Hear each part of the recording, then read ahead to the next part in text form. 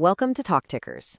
Today, we're digging into what might be one of the most important quarters for Hewlett Packard Enterprise in a long, long time. They just dropped record revenue numbers and closed a massive acquisition that pretty much reshapes the whole company. So let's break down what this all means for the stock. All right, here's the game plan. We're going to start with the earnings decode, then get into what's behind that record revenue. After that, we'll tackle the Juniper gambit, read the tea leaves on guidance, and finish up with our official rating. Let's get into it. Okay, first things first, let's dive into the headline numbers and see how they stacked up against what the street was looking for. And wow, HPE definitely delivered a solid beat here. They pulled in $9.14 billion in revenue, which just sailed past the $8.84 billion the street was expecting. And on earnings, they hit 44 cents per share, a couple of pennies ahead of consensus. So, it's a clear beat on both the top and bottom lines, no two ways about it.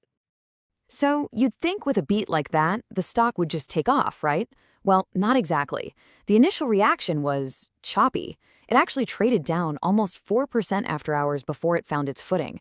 And that really begs the question, why? It tells us that investors were looking past the great headlines and digging deeper, maybe weighing the good news against the future guidance or, the huge task of integrating a massive new company. All right, so let's peel back the onion a little. Where did all this record revenue actually come from?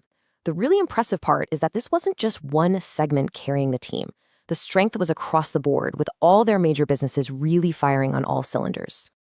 And here's the proof in the pudding. I mean, just look at these numbers. You've got impressive double-digit growth in all three major segments. Servers hit an all-time high at $4.9 billion. Hybrid cloud, that's its fourth straight quarter of double-digit growth. And then there's networking. I mean, wow, supercharged by that Juniper acquisition, it just exploded by 54% year over year. That's huge. But the real star of the show, it has to be their AI business, an absolute standout performance, hitting a record $1.6 billion in revenue. A big chunk of that was them successfully shipping a massive deal, which is so important, right? It shows they can actually turn those huge AI order numbers into cold, hard cash. And speaking of orders, this right here is what gives investors a lot of confidence about the future. They ended the quarter with a record AI backlog of $3.7 billion. Now, this isn't just some abstract number. This is their future pipeline.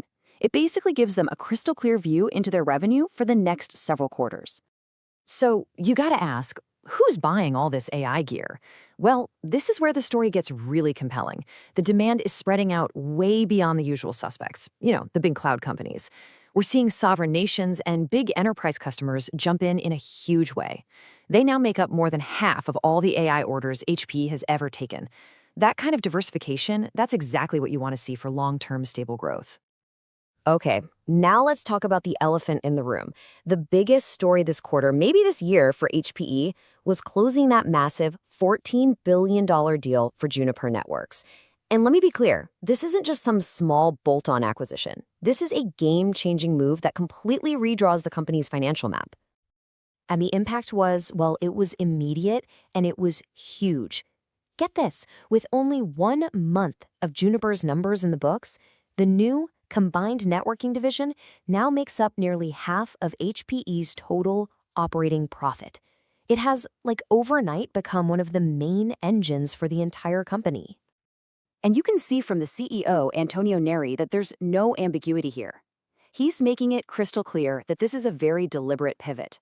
They're going all in on AI-driven networking, and they plan to lead the market. This is now a core pillar for HPE's future, period. Now, when you make a huge deal like this, the big question is always, can you make it work? Can you actually get the savings you promised? Well, management is signaling a lot of confidence. They've laid out a super clear timeline for unlocking what they call synergies. That's really just code for cost savings. They're targeting at least $600 million over the next 3 years. Of course, pulling this off, the execution is going to be absolutely critical to watch. So, what's next? What did management tell us about the road ahead? Let's break down their guidance and flag a few key things that investors should really be keeping an eye on. Okay, for the full year outlook, there's some really good stuff here. First, they raised their earnings per share guidance, which is always what you want to see. And they're now projecting some seriously strong revenue growth, between 14 and 16%. The only little flag, the thing to watch, is free cash flow. It's taking a temporary hit because of costs from the Juniper deal.